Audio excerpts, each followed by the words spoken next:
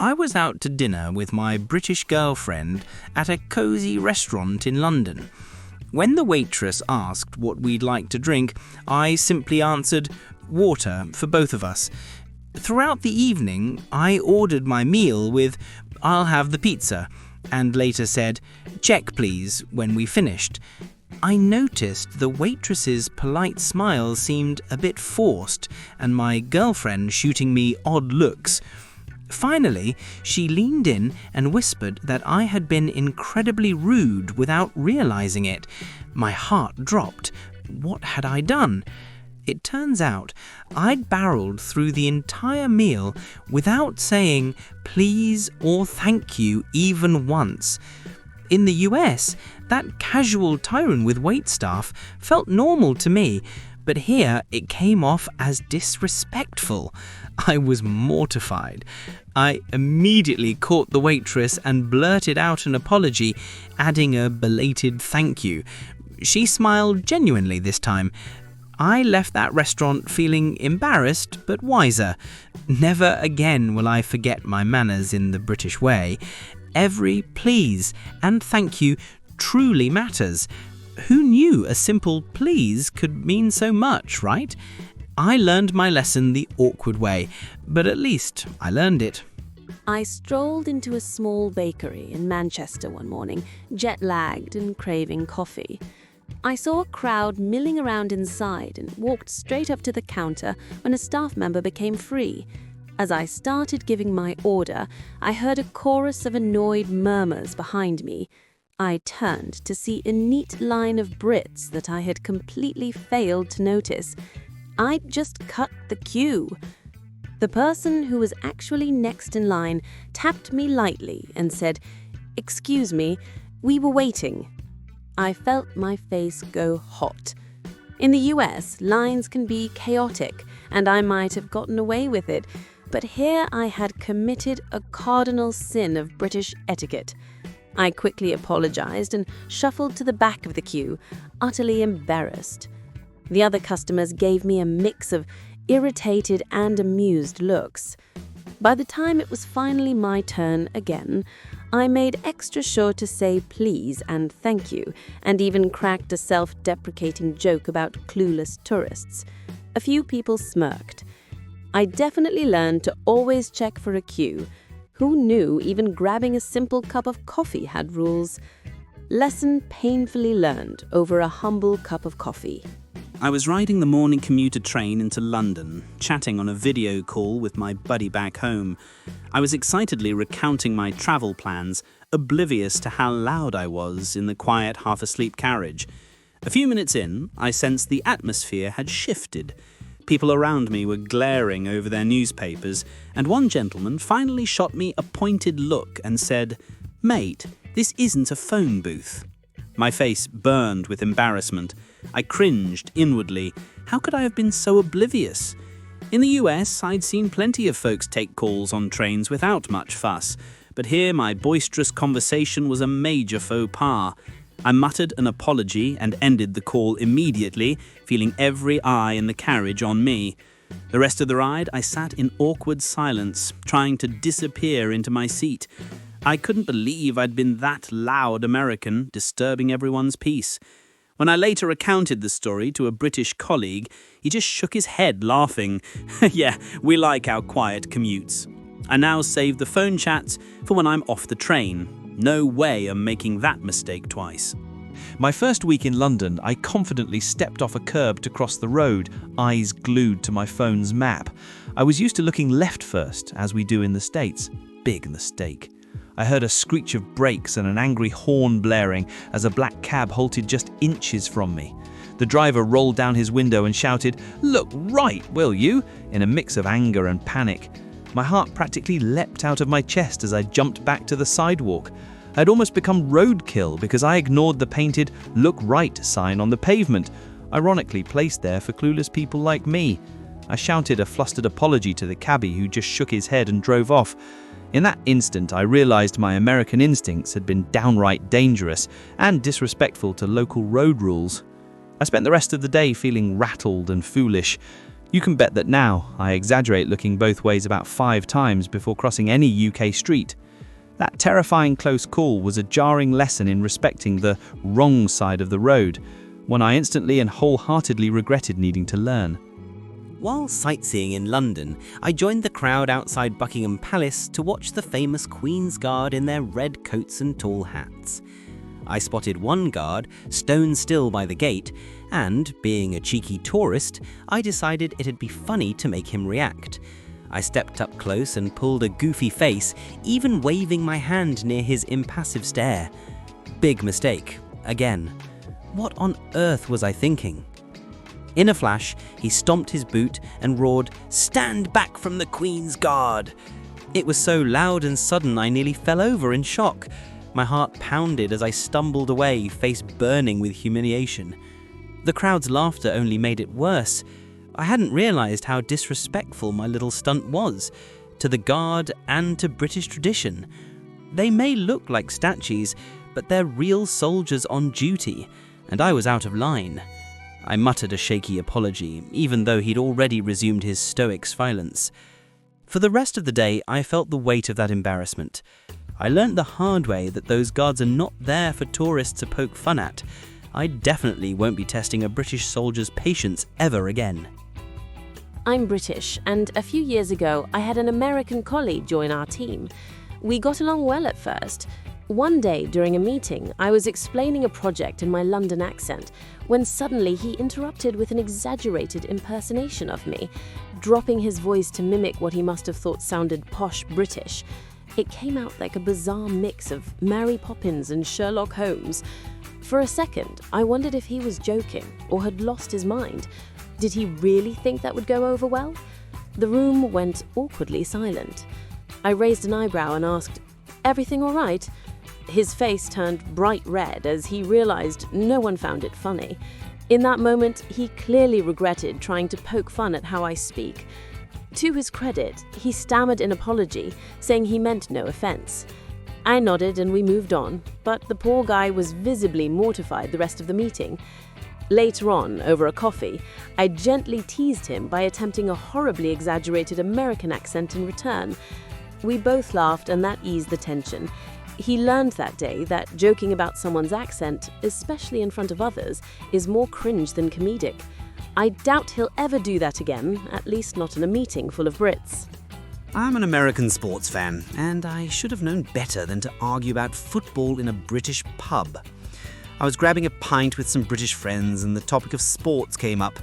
Without thinking, I casually referred to their beloved football as soccer. Immediately, one of my friends nearly spat out his drink laughing, and another shook his head at me. "You mean football," he corrected, emphasizing the word. I smirked and doubled down. I know, what was I thinking? I joked that real football is what Americans play on Sundays. That earned me a round of dramatic groans. One friend quipped, "Careful, or we'll start calling baseball rounders." Ouch. I realized I was outnumbered and honestly being a bit of an annoying yank. I raised my hands in surrender and said, all right, football it is." We all chuckled and moved on, but I felt a twinge of embarrassment. We finished our drinks with no hard feelings, but I quietly vowed never to drop the S word around them again. Note to self, when in Britain, it's football, not soccer. I'm not dying on that hill again. I value my friendships and my pint privileges too much. I went to a traditional pub in a small English village and ordered a local ale. When the bartender handed it to me, I noticed it wasn't ice cold like American beer on tap. Without thinking, I blurted out, "Is this warm? Don't you guys chill your beer?" The pub went quiet for a second, and the bartender gave me a withering look. In a calm but firm tone, he said, "It's called cellar temperature, mate. It's supposed to be that way." A couple of patrons nearby smirked into their pints as I awkwardly tried to explain I didn't mean to offend their beer. I realized I had basically insulted their traditional brew right to the barman's face.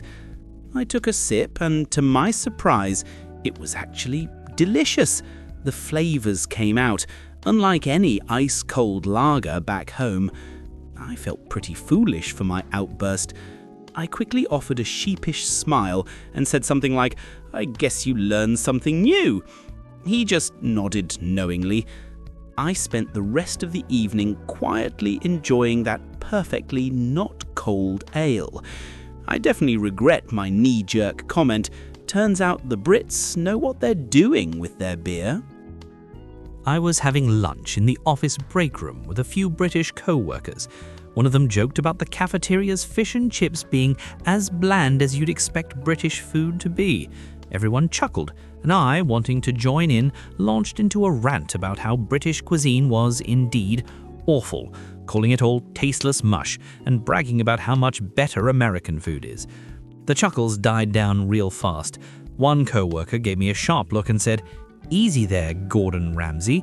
Another muttered that I hadn't tried a proper Sunday roast yet. I realized I'd completely misread the situation.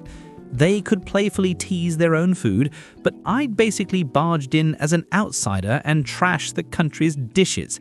My face burned. I backpedaled hard, saying I was only kidding and that I'd actually enjoyed some pub grub here. The mood recovered after I sheepishly changed the subject, but I was internally kicking myself.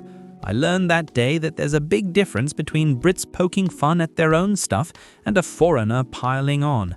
Lesson well and truly learned. And yes, I did accept their invitation to go out for a Sunday roast that weekend. I was a few weeks into my new job in London when I decided to make tea for myself one afternoon.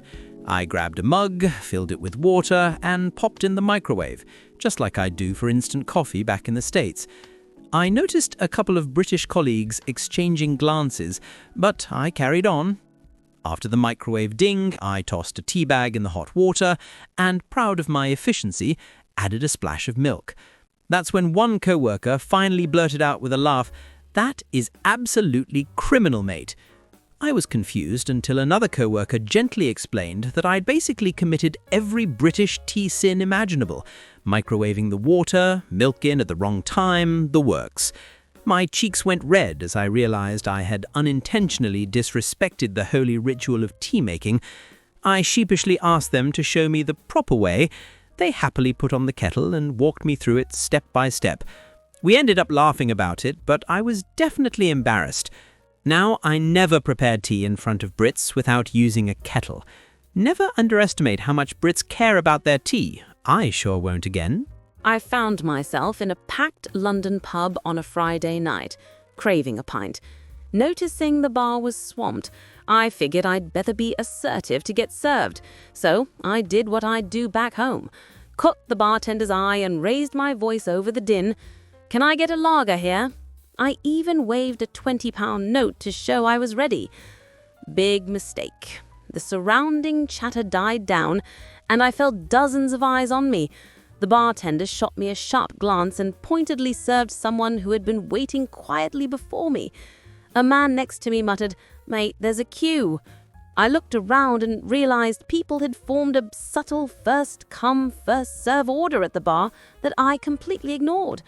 My face went hot as I clamped my mouth shut.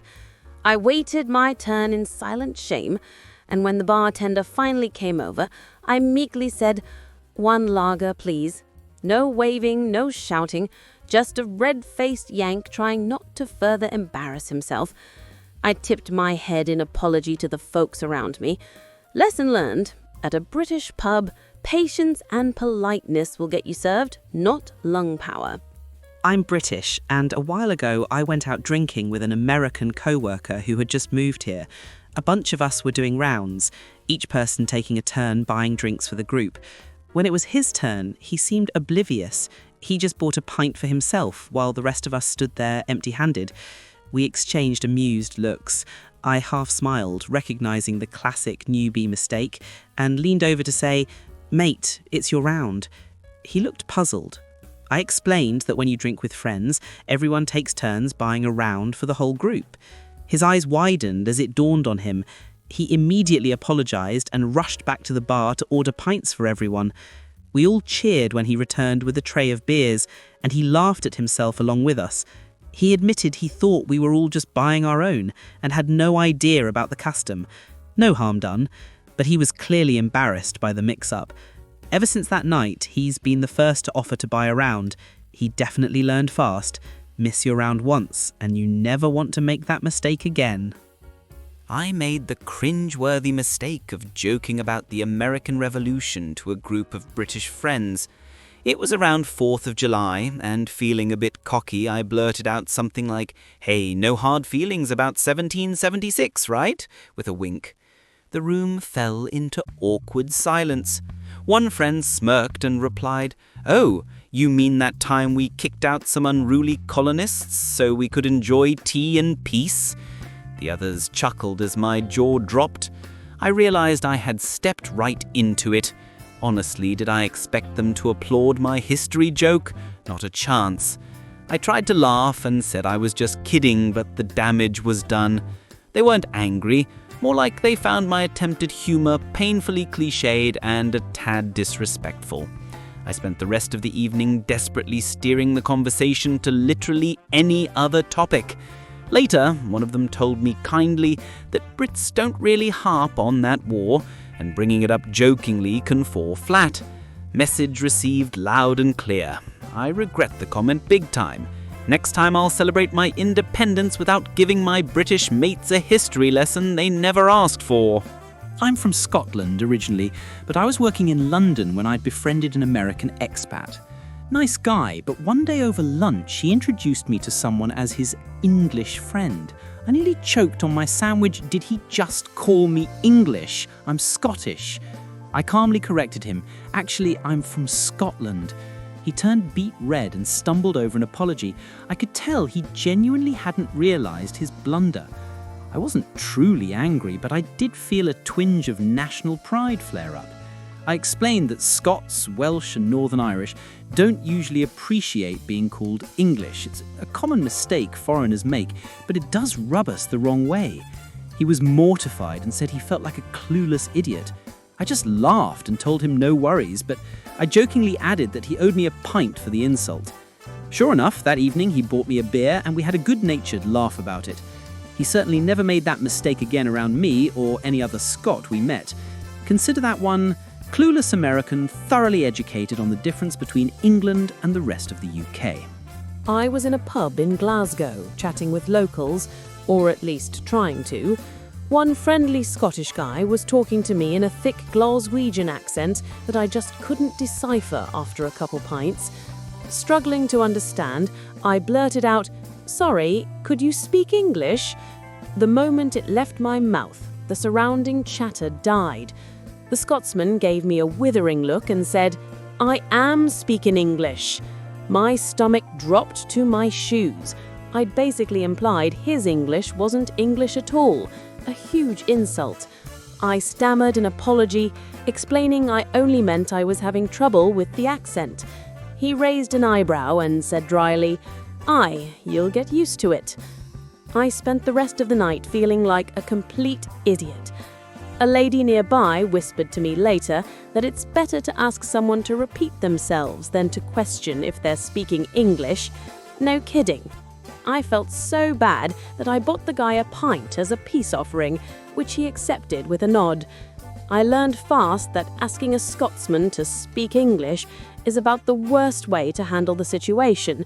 I regretted it the instant the words were out. I visited a British friend in the countryside and couldn't help teasing him about his tiny car, a little manual hatchback that made my old SUV back home look like a monster truck. I joked, "How do you fit in this clown car? And it's stick shift, so old school." He raised an eyebrow but just smiled politely. Later that day, we drove through his village with me in the passenger seat. The streets were incredibly narrow, bordered by old stone walls and hedges. As we squeezed through a tight bend, my friend casually remarked, "Think your big American truck would manage this?" I suddenly realized my beloved huge car would have been hopelessly stuck. I felt sheepish as it dawned on me that his clown car was perfectly suited for these roads. I muttered something about different needs for different places, feeling my earlier arrogance bite me. He just chuckled kindly. I spent the rest of the ride much quieter, silently regretting my jokes. I learned that what works in Texas doesn't necessarily work in a tiny English village, and that I shouldn't knock someone's car until I've seen the roads they drive on. In the end, the joke was on me. I'm an American living in the UK, and one thing I noticed is that Brits love to complain about the weather constantly.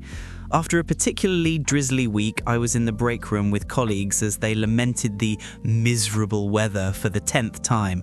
Feeling annoyed, I blurted out, "Come on, it's just a bit of rain. You guys complain about the weather non-stop. Give it a rest." The room fell silent. One colleague raised an eyebrow and said with a half smile, "Talking about the weather is our national sport, you know." Another added, "At least we're not complaining about gun laws or taxes, right?" Ouch. I felt my face flush as I realised I'd just stomped on a harmless British pastime. I mumbled an apology and tried to chuckle that I wasn't used to it. They politely moved on, but I knew I'd killed the jovial mood. I felt like the killjoy of the tea break, to be honest. Since then, I've learned to just join in with a light gripe about the rain or heat like everyone else. When in England, let the weather small talk flow. It's not hurting anyone. Why fight it? Rushing through a crowded London train station one morning, I accidentally bumped shoulders with a man walking the opposite way. He immediately muttered, "Sorry," even though it was as much my fault as his. In my haste, I kept moving without thinking to apologise back. A moment later, I felt a tap on my shoulder. The same man had caught up to me and with a tight smile said, "We both say sorry here, mate." My stomach dropped. I realised I'd broken a cardinal rule of British civility: always apologise when you collide with someone. I spun around and blurted out a flustered, "Oh, sorry," but he was already walking off, shaking his head. I stood there feeling like a total jerk. Back home, people might not always acknowledge a light bump, but here it's practically reflex. The rest of the day I cringed at the memory. Now, even if I so much as brush past someone's coat by accident, I immediately give a quick sorry, usually two. In fact, at this rate, I might even apologise to a lamppost if I bumped into it. I've become a serial over-apologiser, and truth be told, I'd rather err on that side than ever make someone feel I was disrespectful again. I'm a Londoner, and I remember taking a double-decker bus with an American friend of mine. We had a great time sightseeing on the top deck, and when our stop came, we headed down to exit. I called out, "Cheers, thank you," to the driver as we stepped off. My friend just walked off silently. As the bus drove away, I noticed the driver give a slight frown. I turned to my friend and teased, "You forgot to thank the driver." He looked genuinely surprised. I told him that around here it's polite to say thanks when getting off the bus. Just a little custom most locals follow. He was embarrassed and said he'd never even thought of that. Back home in the US, he'd rarely seen anyone do it. He felt bad for the rest of the walk, worried he'd seem rude. I assured him the driver likely wouldn't lose sleep over it, but I could tell my friend was determined to get it right. Later that day, we caught another bus. This time, as we hopped off, he gave a big grin and shouted, "Thank you," to the driver, who nodded. My friend looked relieved and a bit proud. "Never making that mistake again," he laughed. Gotta love a quick learner. I attended a small dinner party hosted by my British neighbours. As the evening went on and the wine flowed, I struck up a conversation with a guy about our jobs. Without thinking, I asked him straight out, "So how much do you make doing that?" The table fell into an awkward silence, and a couple of eyebrows shot up. His expression was polite but taken aback, and my neighbour swiftly changed the subject. It felt like I'd tossed a grenade. In fact, their faces looked like I'd asked for his bank account PIN or something equally personal. That's when it hit me. I'd blundered into taboo territory. In the US, chatting about salary or even politics at a casual get-together isn't always a big deal among friends. Here, though, it was as if I'd crossed a major line. I spent the rest of the meal feeling like I'd stepped on a landmine, mentally kicking myself. After the party, my neighbour gently explained that in Britain, you generally don't ask about money, politics, or other deeply personal topics unless someone offers that information first. I was mortified, but grateful for the insight. Safe to say, I won't be asking those kinds of questions again. I'll stick to cricket scores or literally anything else. As a friendly American, I'm used to giving hugs to people I meet. So when I was introduced to my new British neighbour, an older gentleman named Peter, I went in instinctively for a casual hug with a big smile. The poor guy stiffened like a board, clearly not expecting that level of familiarity. He awkwardly patted my back and stepped away, looking a bit startled. I immediately realised my mistake. In the UK, a handshake or just a nod is the way to go with someone you barely know, especially of an older generation. I apologised, saying, "Sorry, I'm a hugger," and he gave a polite chuckle but still looked uncomfortable. I felt mortified for having invaded his personal space. My British friend who witnessed the exchange later pulled me aside and jokingly said, "Save the hugs for family, mate." Point taken. Now I stick to a simple handshake or a friendly "nice to meet you" until I'm sure a hug is welcome. That day I learned that my warm greeting came off as overbearing. I'll never forget the look on poor Peter's face. I'm still laughing and cringing about it. In my first week working at a London office, I repeatedly addressed my manager, a woman in her 40s, as ma'am. Back home in the south, that would be polite. But after the third "yes ma'am," she pulled me aside, looking amused. She said, "You really don't have to call me ma'am. It makes me feel about 100 years old." I was taken aback and a bit embarrassed. I explained that I meant it respectfully. She laughed and said she understood, but that it wasn't common here unless you're talking to the Queen. I apologised, cheeks burning, and immediately dropped the habit. I had thought I was being extra courteous, but instead I was making her uncomfortable. Now I just use her first name like everyone else. At least in this British office, a simple yes or a polite request works fine without the extra formality. That little cultural misstep taught me that what's polite in one place can be odd in another. No more ma'ams for me, not unless I actually run into royalty.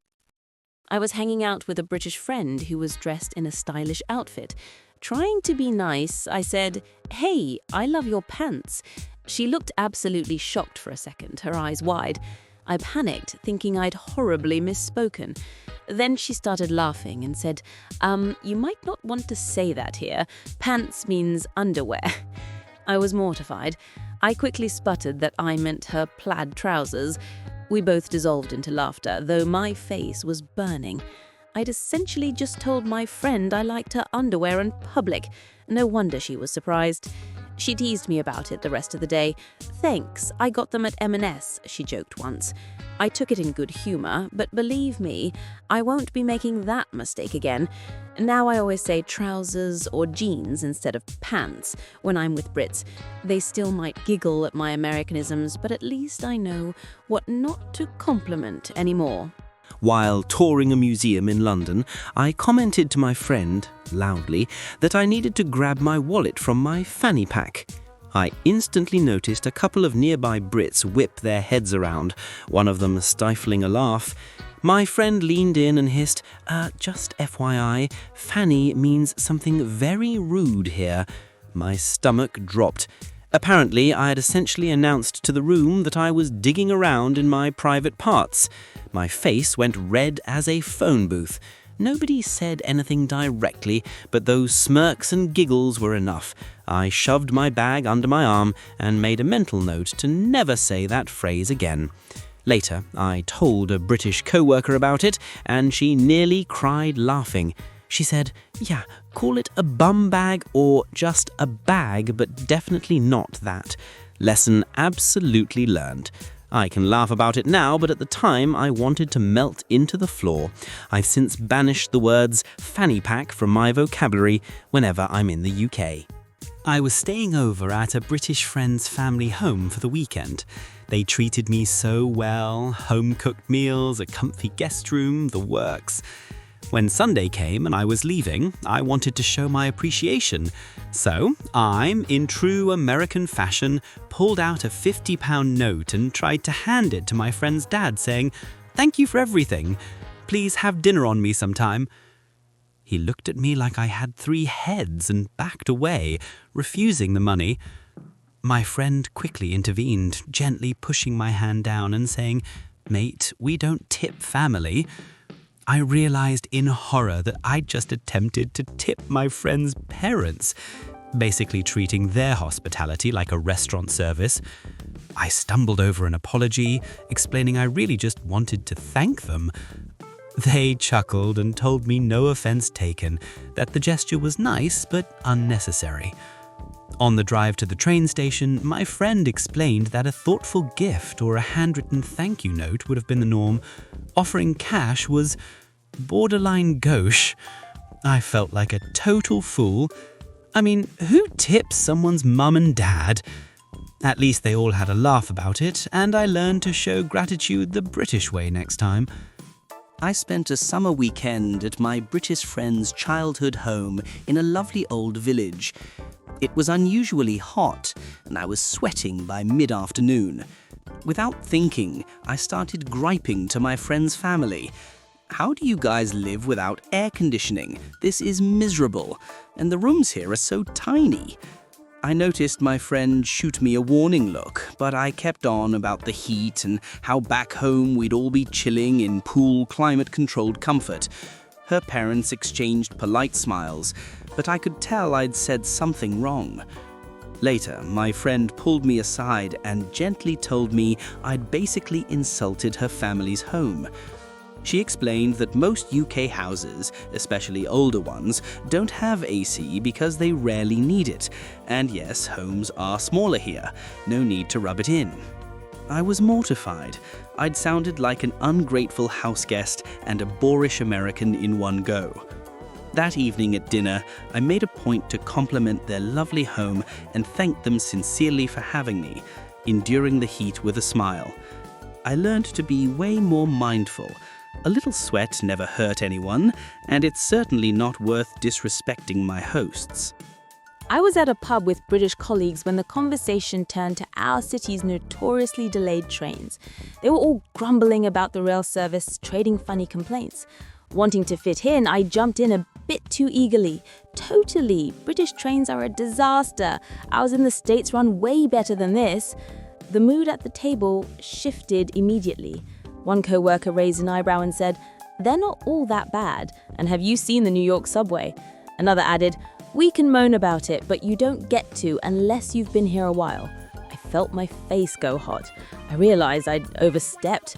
Did I seriously just try to out-complain locals about their own trains? Not my brightest move.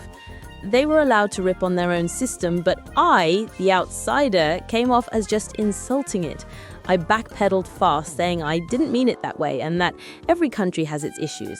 The conversation slowly recovered, but I spent the rest of the evening feeling the sting of that awkward moment. It was the lesson for me. It's fine to empathize, but don't jump on the bandwagon and trash something that isn't your own. I'll leave the British train bashing to the Brits from now on. It was early November, and I noticed many people around town wearing red poppy pins on their jackets. Not knowing the significance, I naively joked to my British co-worker, "Did I miss the memo on the flower fashion trend?" Her face fell. She quietly replied, "They're for Remembrance Day, to honour veterans." I was immediately ashamed. I fumbled, saying I hadn't realised and I meant no disrespect. I thought maybe it was just a local fundraiser or something. She gave me a thin smile and said, "It's quite important here." Then she excused herself shortly after. I felt like a complete jerk. What on earth was I thinking? Making a joke about something clearly important. That evening, I looked up the poppy tradition and felt even worse about my ignorance. The next day, I bought a poppy pin and wore it, and I made a point to tell her again how sorry I was for the offhand remark. She appreciated the gesture and warmed back up to me. I've never forgotten that cringe-worthy mistake. Nowadays, if I see something I don't understand, I ask politely. I definitely don't make jokes about symbols that might carry deep meaning. I was at a pub chatting with a small group that included an older British woman. The TV in the corner was showing a report on the royal family. In a moment of American bluntness, I scoffed and said, "I don't get why people care about the royals. Seems like a waste of money to me." I chuckled, expecting maybe a little agreement or at least a laugh. Instead, the older lady gave me an icy stare. "Well, I care," she said sharply. "They're part of our heritage." I immediately knew I'd messed up. I mumbled something about different perspectives and tried to diffuse the tension with a weak smile. She just turned back to a drink, clearly offended, and the others pointedly changed the subject. I spent the rest of the night feeling like an ignorant fool. On the cab ride home, my British friend who was there gently explained that while many Brits joke about the monarchy, an outsider trashing it can come across as rude. Message received. I now keep my opinions on the royal family to myself unless I'm absolutely sure they're welcome. That awkward silence and that lady's glare will haunt me for a long time. I was invited to Sunday lunch at a British colleague's home to experience a traditional roast. Eager and hungry, I arrived with a smile and empty hands. As I walked in, I noticed another guest handing over a bottle of wine and someone else bringing a dessert. It dawned on me that I was the only one who showed up without a host gift. My hosts were gracious and didn't mention it, but I felt like I had committed a silent faux pas. Throughout the meal, I tried to be an especially appreciative guest to make up for it, praising the food and helping clear the table. Afterwards, I quietly apologized to my colleague for coming empty-handed. He was polite and insisted it was fine, but also mentioned that bringing a little something is kind of the norm here. I was thoroughly embarrassed. Back in the States, it can be hit or miss whether you bring something, but I realized in the UK it's pretty much expected. You better believe that next time I'm invited over, I'll show up with wine, flowers, or at least some fancy chocolates. I'd rather not feel like the freeloading Yankee at the party ever again. When I first moved into my London flat, I had a plumber come by to fix a leaking pipe. He was there for a good hour, working in the kitchen. I greeted him, showed the issue, then left him to it while I answered emails. He fixed everything just fine. After he left, my neighbor, who had been in and out, asked me what tea I gave the plumber. I stared blankly. Tea? I didn't. My neighbor chuckled and told me that offering a cup of tea, or at least a glass of water to a tradesperson, is kind of expected here. It's a sign of courtesy. I was floored. In the US, I'd never think to offer a repairman a drink unless they'd been at it for hours. I realized that the plumber might have thought I was a bit rude or ungrateful. Cue immediate regret. The next day, I actually called the plumbing company to thank the guy again. Awkward, I know. And they said he had mentioned I was all business. Ouch. Since then, I always offer tea, coffee, or water to anyone doing work in my home. It costs me nothing and apparently means a lot. Live and learn. When in Britain, put the kettle on. It was early November, and I noticed many people around town wearing red poppy pins on their jackets. Not knowing the significance, I naively joked to my British co-worker, "Did I miss the memo on the flower fashion trend?" Her face fell. She quietly replied, "They're for Remembrance Day, to honour veterans." I was immediately ashamed. I fumbled, saying I hadn't realised and I meant no disrespect.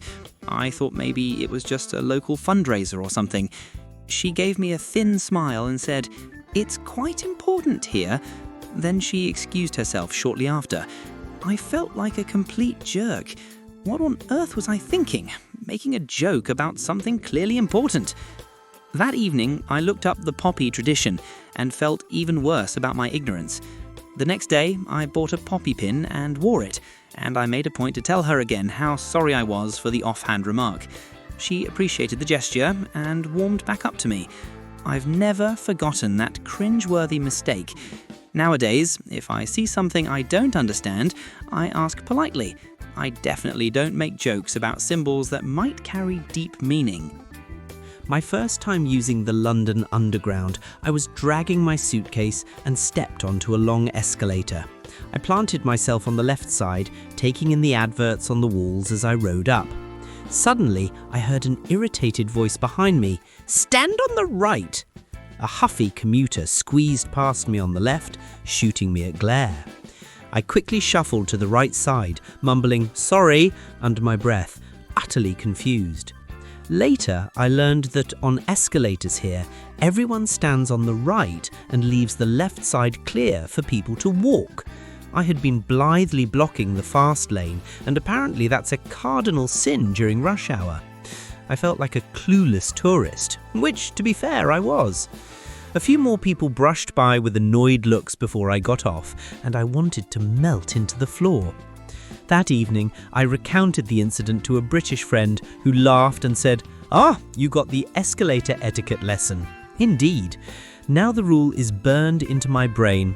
Wherever I travel, I make a point to watch what locals do.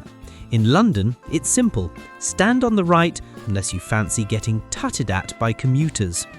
Working on a report with a British colleague, I got tripped up by the mix of units he used. Miles for distance, Celsius for temperature, even stone for weight. Finally, I blurted out with a grin, "Can you Brits make up your minds on metric or imperial? This is so confusing." He raised an eyebrow and challenged, "All right, how tall are you in centimetres? Or what's 70 degrees F in Celsius?" I opened my mouth and then closed it, realizing I only knew my height in feet and inches, and I'd have to Google that temperature conversion. He cracked a smile and quickly converted both for me. Touché.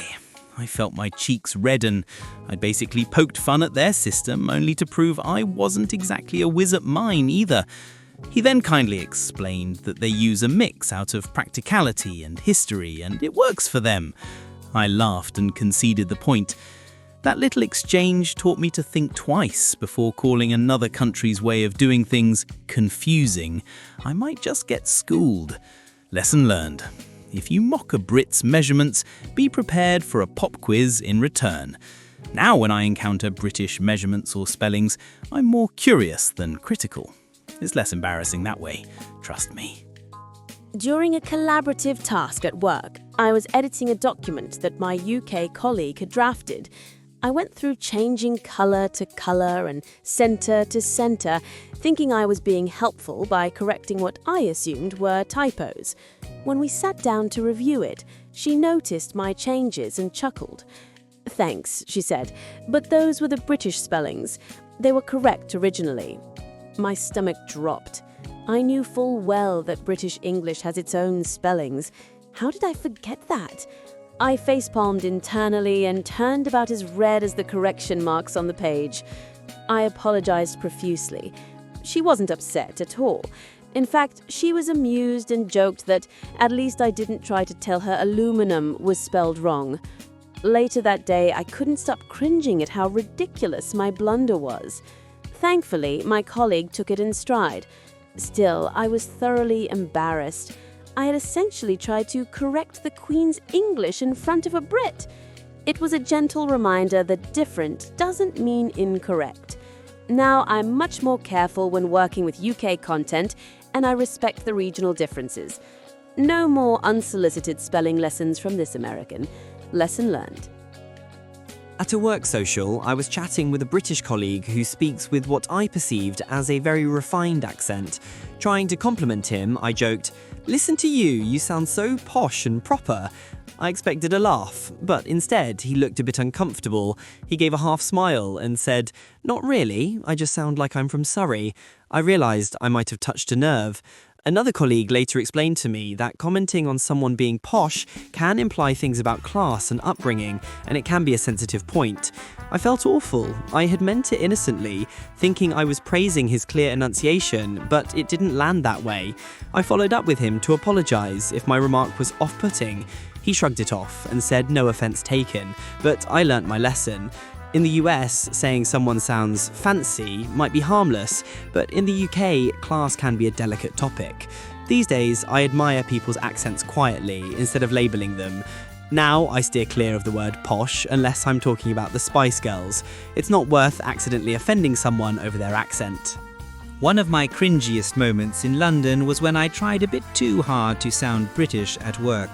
In an email to a client, I decided to adopt the local lingo and ended it with cheers, thinking it was the cool British way to say thanks.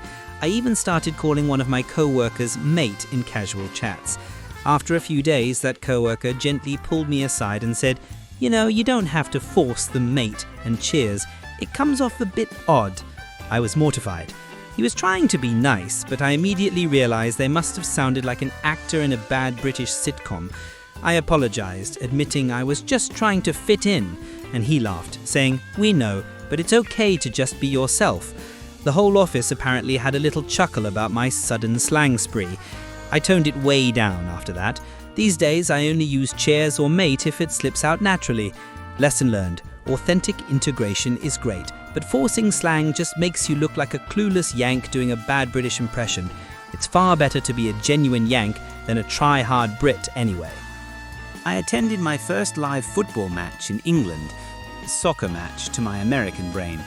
I was really into it, and at one point I yelled out, "This is why soccer is the greatest game." A few nearby fans whipped their heads around to look at me. One guy narrowed his eyes and said, "It's called football, mate," in a tone that was not friendly.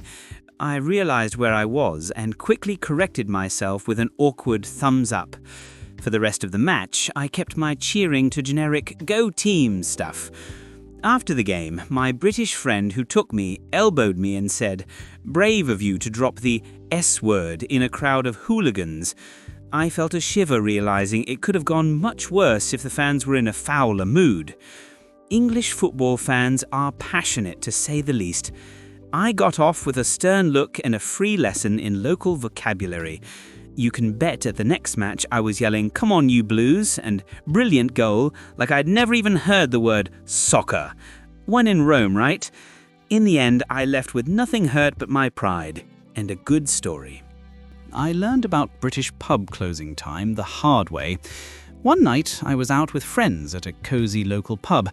Around 11 p.m, the barkeep rang a bell and shouted, "Last orders." I thought he was joking. It felt early to me. By 11:20, he was yelling, "Time please," and asking people to finish up. In the US, I'm used to more lenient closing, or at least a more gradual shutdown, so I took my sweet time. He came to our table and firmly said, "All right, Hoax, you need to drink up now."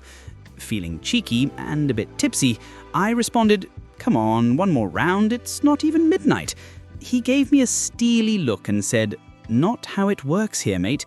You don't have to go home, but you can't stay here." My British friends were tugging at my sleeve, whispering for me to drop it. One even apologized to the barkeep on my behalf. Realizing I was about to get us all kicked out, I gulped down the last of my pint and muttered an apology. On the walk home, my friends explained that licensing laws are strict and pub rules are taken seriously. Arguing will just get you barred. I felt like an idiot for disrespecting the house rules. Never again. Now when I hear "last orders," I nod, say thanks, and leave without a peep of protest. I once nearly unleashed my inner angry American customer at a shop in England, and it still makes me cringe. I arrived at a small store around 5:05 p.m, only to find the door locked and the "closed" sign up. Through the glass, I could see an employee inside. I knocked, and when she came to the door, I said, "I only need one thing. Can't you just let me in really quick?" She shook her head. "Sorry, we're closed," and pointed at the sign with a polite smile. Frustrated, I blurted, "It's barely 5. Stores in the US stay open way later. This is ridiculous." Her smile disappeared, and she said, "Our hours are posted. Please come back tomorrow," then walked away. I stood there, stunned and feeling like a jerk. A passerby had witnessed it and gave me a disapproving glance. My irritation fizzled into embarrassment. The next day, I returned during business hours and actually apologized to the staff for my attitude. They were gracious, but I knew I'd been out of line. Now I know, when a British shop is closed, it's closed. My convenience doesn't overrule their schedule. Lesson learned, and sorry again to that shop lady. I got a crash course in British dress codes when I showed up wildly underdressed to a family event. My British girlfriend invited me to her grandparents' 50th anniversary lunch at a nice country pub. Being from laid-back California, I wore a clean t-shirt, jeans and sneakers. My idea of nice casual. When I walked in, my girlfriend's eyes widened. The other guests were in suits, pretty dresses, even some hats. Her grandfather, in a tweed jacket, gave me a once-over and a subtle, disapproving arch of the eyebrow. I wanted to sink through the floor. I spent the meal feeling like the sloppy odd one out. Her family was kind enough not to comment, but I was painfully aware of my mistake. Afterwards, my girlfriend gently explained that for events like that, you dress a bit sharper. It's a sign of respect. I was mortified. I'd unintentionally disrespected her family's special occasion. You can bet that the next time I was invited anywhere by her family, I asked about the dress code and opted to overdress just in case. Now I have a blazer in my closet solely because of that day. If that's not personal growth, I don't know what is. I was hanging out with a group of British friends when one of them, with a completely straight face, said to me, "You're absolutely hopeless, aren't you?" He was jokingly commenting on my attempt to play darts, but I didn't catch the humour. I thought he was seriously insulting me. Without missing a beat, I snapped back, "Well, thanks a lot, buddy." The entire group went silent. My friend looked at me, half amused and half puzzled, and said, "Mate, I was only kidding." I realised with horror that I just failed the British sarcasm test. They were all teasing and bantering, and I took it 100% seriously. I apologised immediately, and we all ended up laughing, mostly at my expense. One of them patted me on the back and said, "We will get our sense of humour eventually." I learned that day that British wit often comes deadpan and wrapped in affectionate insults. Since then, I've learned to assume good intentions and humour first when a Brit pokes fun. It saved me from a lot of unnecessary drama. Now, if a Brit friend tells me I'm awful at something, I smirk first before firing back, just in case they're joking. It's either that or risk barking up the wrong tree again, and trust me, once was enough. At my London office, I initially didn't understand the unwritten rule of tea rounds. I'd noticed that my British co-workers would periodically pop up and ask, "Tea? Coffee?"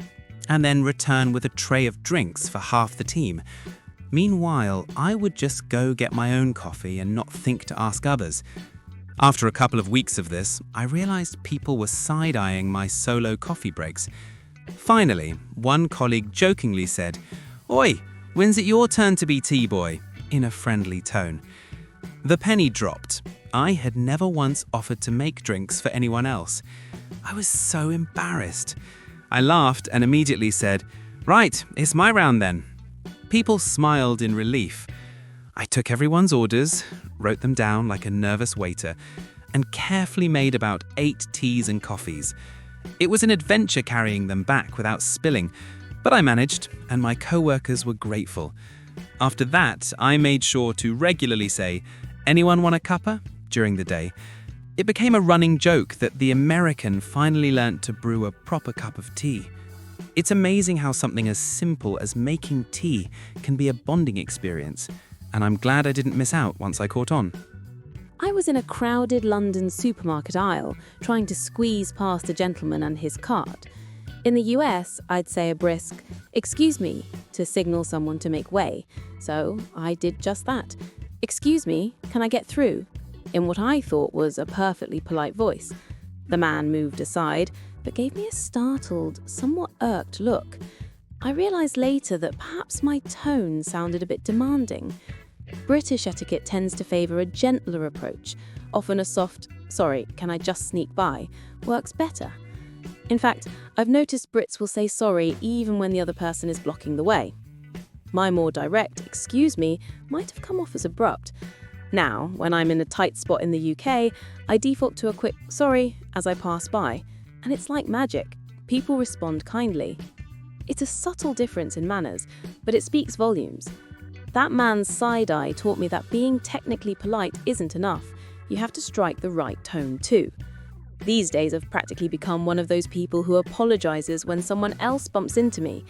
When in Britain, sorry really does seem to be the hardest word to stop saying.